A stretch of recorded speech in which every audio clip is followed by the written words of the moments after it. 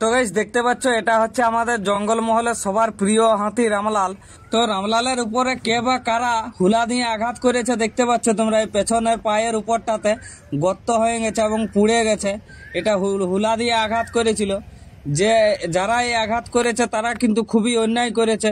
এরকম একটা নিরীহ প্রাণীর উপরে, শান্তশিষ্ট নিরীহ প্রাণীর উপর আঘাত করা একদমই ঠিক নয়। তো রামলালের দেখতে পাচ্ছ সেই জায়গাটায় দাঁড়িয়ে বারবার ধুলা নিচ্ছে। সেই জায়গাটায় আঘাতটা খুব ভালোই করেছে, চামড়া পুড়ে গেছে, গর্ত হয়ে গেছে দেখতে পাচ্ছ তোমরা।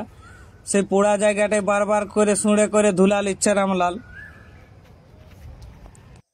এটা আজ সকালেও দেখতে পাচ্ছ সেই জায়গাটায় সুঁড়ে করে বারবার রামলাল ধুলা নিচ্ছে।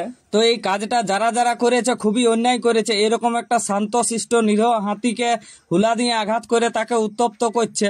তো আপনাদের সকলের কাছে একটি বিশেষ অনুরোধ, রামলাল হচ্ছে আমাদের জঙ্গলমহলের সবার প্রিয় হাতি। তো এর উপরে অত্যাচার একদমই কেউ এরকম ভাবে হুলা দিয়ে আঘাত করবেন না।